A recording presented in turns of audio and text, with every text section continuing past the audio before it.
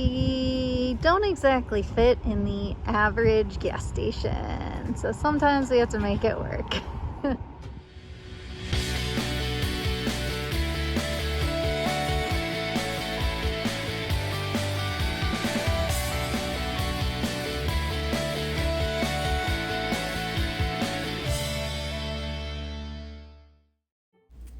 After seeing Redwood National Park, we spent a few days in Medford, Oregon, so Luca could meet up with a friend from his online group for bow-saw knives. From Medford, we set out to Reno to visit family and check out the area. We also had our truck scheduled to get a checked out for a ticking noise the engine started making.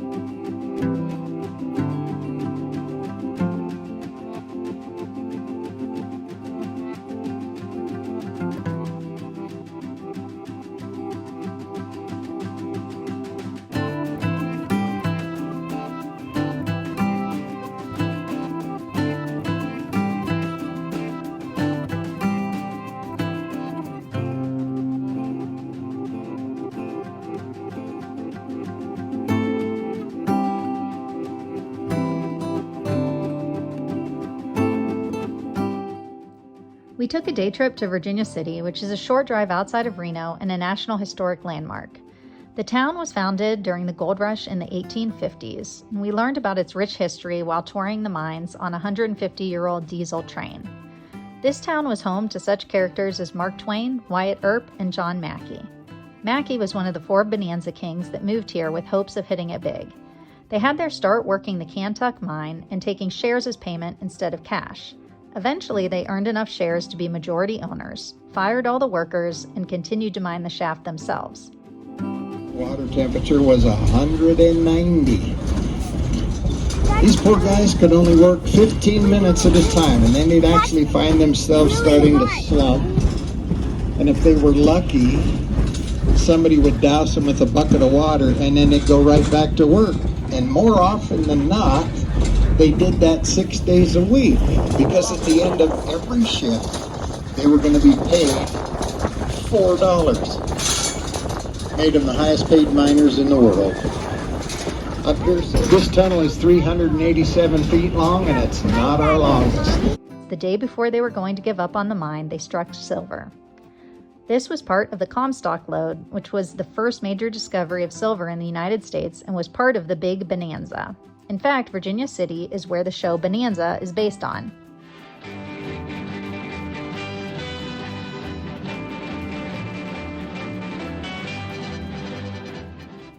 At one point, John Mackey was the richest man in the world and created the Bank of Nevada to guard his wealth, which is still in existence today. All this wealth in a city afforded this town all the modern conveniences despite its remote location in the West, including electricity and a school with indoor plumbing, one of the first of its kind.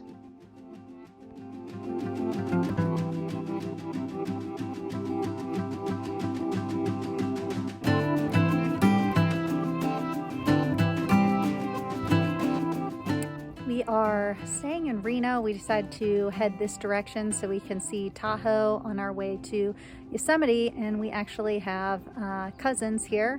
So it was the cousin that married us so long ago, and his wife live here. So we're hanging out with them, and about 2,000 miles ago, we started hearing a little clicking noise, a little tick, tick, tick on our truck. And when we tried to get in places, we couldn't get in for 2-3 weeks, so we scheduled a place here in Reno, but we just got some pretty devastating news from the repair place yesterday. I guess it could have been several easy fixes, but we are down to 2 pretty significant fixes, one of which is repairing the whole lower block of the engine. So we are hoping right now that it is something in the upper portion of the lower block that they can get to. They can't get to it till Wednesday of this week, and today is Saturday. So we're gonna be here for a while, or at least our RV is gonna be parked in front of my cousin's house for a while. We are going to Tahoe today, and Welcome to Lake Tahoe. Oh, that's what I thought it was called. we're in Lake Tahoe. We're in the Emerald Bay area. So beautiful.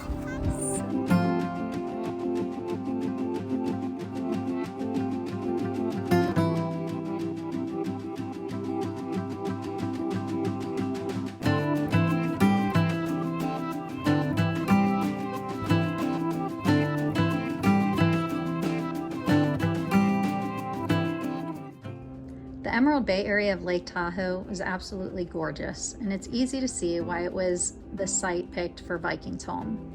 Oh my goodness, that's so pretty if you get right here, Mommy. Viking Home is a national landmark 38-room castle built in 1929 by Miss Laura Knight because this area reminded her of the fjords in Scandinavia where she loved to travel. She commissioned her nephew to design the castle, and to this day it's considered one of the finest displays of Scandinavian architecture outside of Nordic countries. Miss Knight was a well-known philanthropist who was also, at one point in time, the wealthiest woman in America.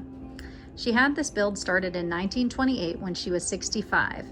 They had 200 workmen housed on the property and were able to complete this home in under a year. She also had a tea house built on the only island in Lake Tahoe. This lake was carved by glaciers through granite, and an island normally would not be able to resist a glacier, but it's believed that this granite chunk was so hard that it was able to withstand being overridden by the glacial ice. After being transported to the island by motorboat, Miss Knight and her guests would be served tea here. She was able to enjoy this home for 15 summers before her death in 1945 at the age of 81. Made it to Dutch Bros. Yay!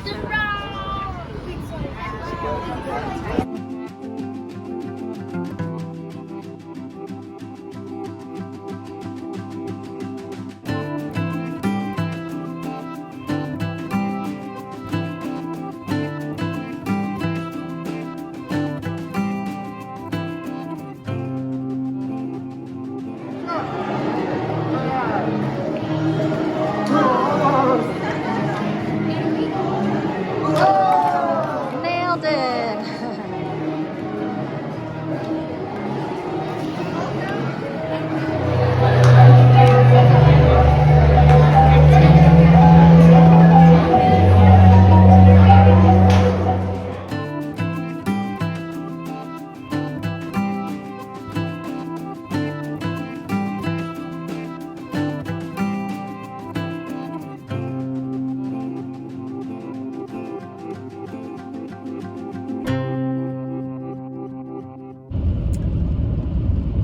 We dropped the truck off this morning to get fixed. Well, we're hoping they can fix it. They have to look at now a deep dive of the, I keep calling it a flapper ball thingy. And now you're not gonna, lifter. The lifter, yeah. Lifter, and hopefully it's the lifter and not... Yeah, lifter is on the passenger side is what they're looking at, and we're hoping it's that, because if it's not, then we need long block, which we are going to have trouble locating, so we might not be able to get it where we are in Reno. We may have to try and drive somewhere else to get it. Best case scenario. In the meantime, we rented a minivan and we are headed to Yosemite National Park. We got an Airbnb and we are just trying to make do with the time we have. Okay. So we had a super scary experience last night. I know we're laughing now. Me? But we got to Yosemite. We went through this super long tunnel through this mountain. It wasn't super, it was like a mile. It was a long tunnel. And on the other side, there was no snow on the one side. We come out the other side and there is like winter wonderland. And but it was like more. It was like it was drenching. so, yeah. It was like pouring rain but snow. Yeah. It was actually a blizzard. So and it was so beautiful and magical, and then we got a little bit higher in elevation and cars started forming on the side of the road. And Luke pulls over and is like, we need to put tire chains on. And you were like, no, it's fine. It's only 15 minutes. We're 15 minutes away. Imagine if we didn't put them on. Okay, we might have been dead. So Luke says, what do you say, sweetie? I said, I want to live, so we're going to stop and put these tire chains on. Right. Yeah. So he wants to live. So he pulls over. Some random guy that doesn't know what he's talking about is like, do you need help? And Luke's like, have you put tire chains on before? Yeah, he was asking, he didn't know what he was doing. He was like, is it safe? Is it something? I'm like, no, it's not safe. And then he was asking if I need help putting the tire chains on. I'm like, no, he didn't know I could tell he didn't know what he was doing. So I was like, have you ever done this? And he says, no. So I'm like, okay, where are we at? So then he said he was going to try and follow us, but instead of following us, they ended up just kind of pulling out around us, and we would run into them later in this story. So then we go, and there's a long line of cars that are just stopped. They can't keep going.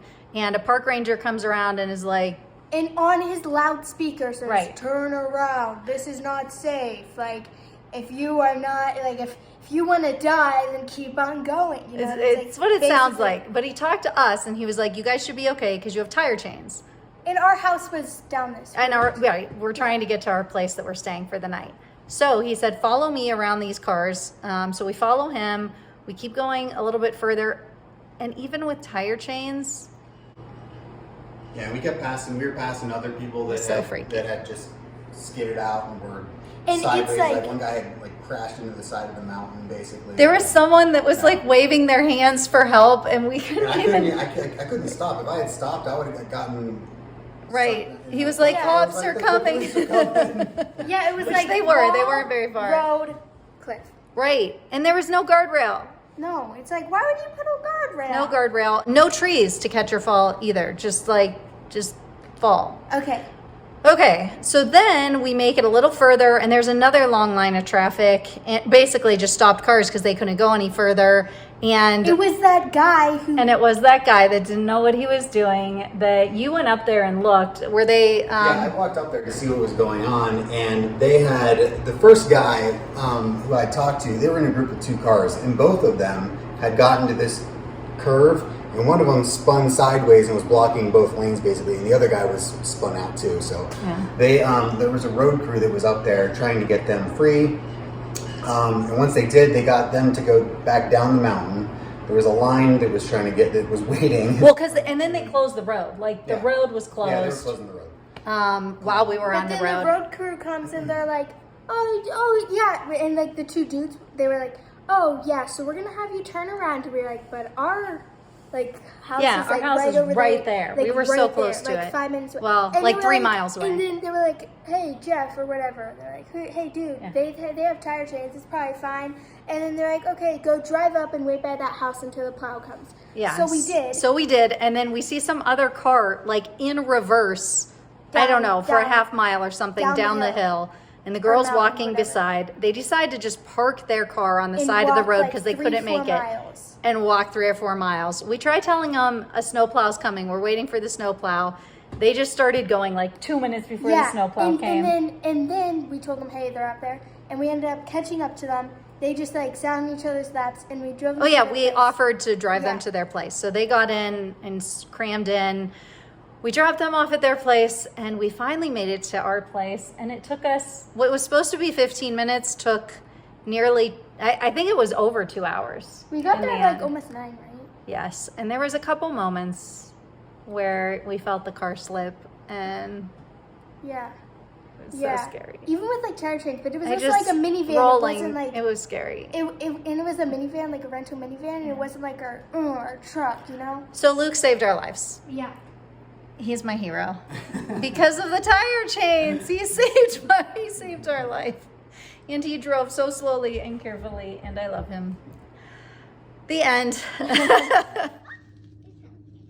Where are you guys going? To the hill.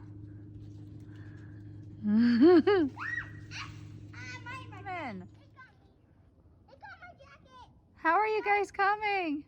What? How are you coming? Badly. My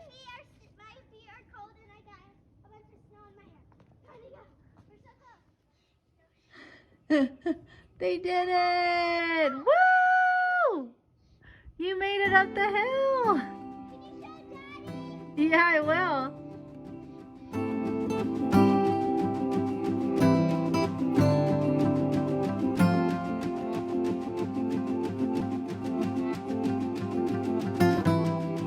Can't you see? It's El Capitan right there.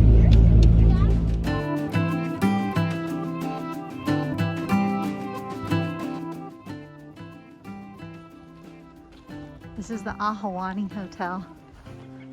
It's been around for over 100 years, and the lady said that every president since its creation has stayed here, and pretty much every famous person.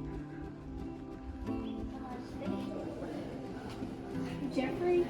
Yeah. The people watching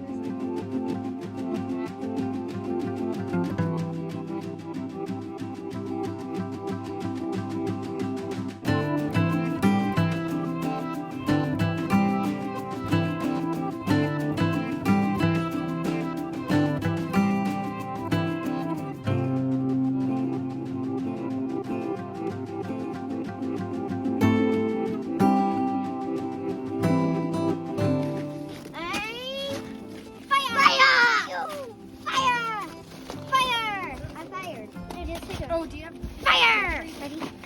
No, Mommy has Jeffrey.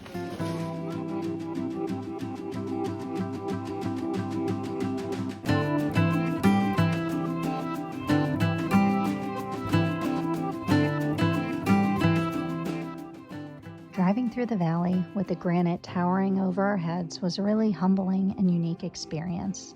We learned a lot about Yosemite. One of the things that we appreciated was that it was the first federally recognized land that needed protected in the U.S. John Muir brought the Yosemite Valley and Mariposa Grove of sequoias to light at a national level. And in 1864, Abraham Lincoln took a moment from the Civil War to sign a grant which was given to the state of California to protect this land. Ansel Adams later also played a key role in bringing awareness to Yosemite's beauty. To this day, all national park rangers wear the cones of the sequoias to represent the Mariposa Grove of Yosemite.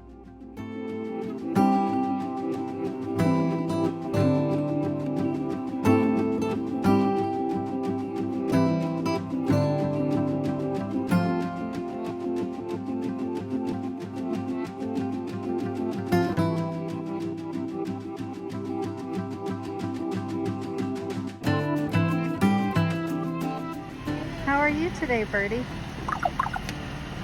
That is so weird. Oh my goodness.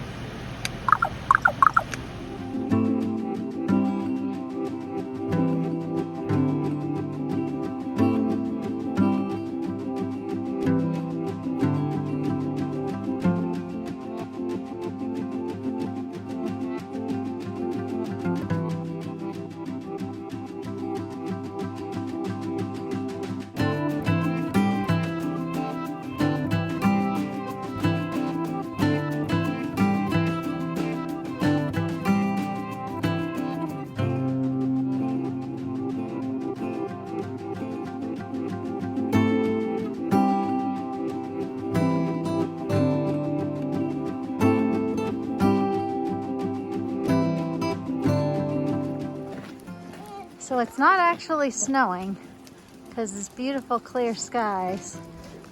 It's just the snow mist falling. I just got hit in the head. Well, it's snow falling from the trees.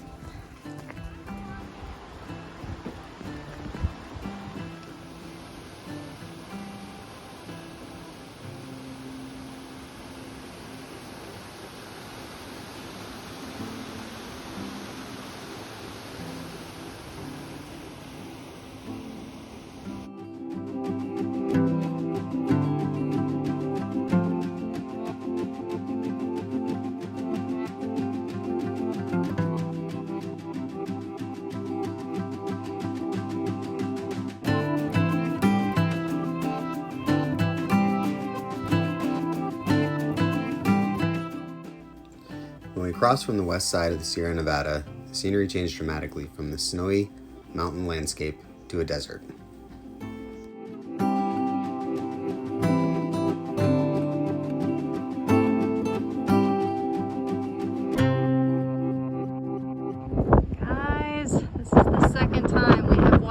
snow descend on mountain tops, this time this year in Nevada, the first time in Alaska, while we're stuck waiting for a car repair. We are in Reno and we are blowing up my cousin's kitchen baking. Tried to make a cinnamon roll, and I ended up making the icing and the dough by myself. I didn't use any instructions. Yep, we're gonna give it a try. Tessa, what did you make? We made cinnamon. I meant to say I made snickerdoodles. Yep. I meant to say I still need to cook it too. I'm making lava cake thingies, like one of these like little bowls. Lava cake thingies? Yep, and we got some pizza crust for tonight. And scones. Oh yeah, and scones for tomorrow morning. Well, the snow has finally caught up with us. Oh. Okay. You're one. No, you can turn it. You have to turn it. This kid over here. You played it on the phone, you know. Yeah, you were like, That was so long ago. well then how do you know that? I remember very specific. We finally got the truck picked up yesterday. Still broke, needs a new block, but we can't get that till January, so we're moving on. And this morning, I just have to document this stuff because it's unbelievable otherwise. The battery was dead. No good reason, so Luke is charging it.